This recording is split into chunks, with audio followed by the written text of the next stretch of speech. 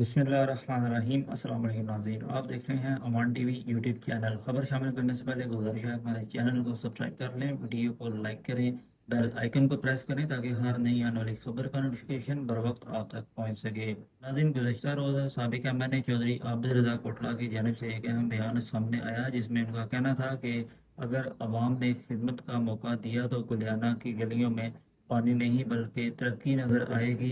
कुलियाना के दौरे के दौरान हालात की संगीनी का अंदाज़ा हुआ। निकासी आब की अबतर सूरत हाल के बायस सड़कों पर कई फीट पानी खड़ा है और अवाम शदीद परेशानी का शिकार हैं। ये सिर्फ पानी नहीं, ये एक खामोश चीख है उन सहूलियात की जो बरसों से नज़रअंदाज होती आई हैं। मैंने मकामी मुअज़्ज़िज़ीन से मुलाकात की, उनके खदशात सुने और इस संगीन मसले के फौरी हल की यकीन दहानी करवाई। लेकिन ये वक्त सिर्फ हमदर्दी का नहीं बल्कि ये वक्त अमली इक़दामात का है। निकासी आपका निज़ाम जदीद खतूत पर इस्तवार किया जाएगा ताकि आइंदा कोई बच्चा, कोई बुज़ुर्ग, कोई राहगीर इस अज़ियत से ना गुज़रे।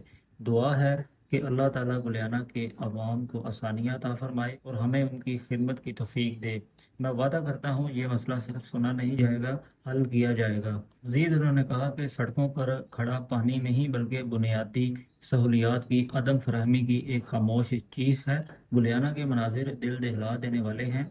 सड़कों पर कई फीट पानी खड़ा है और आवाम शदीद परेशानी का शिकार हैं। आज इस परेशानी के हम सब नुमाइंदे जिम्मेदार हैं। नई खबर के साथ दोबारा में हाजिर होंगे। अगली वीडियो तक के लिए दीजिए इजाज़त। अल्लाह हाफिज़।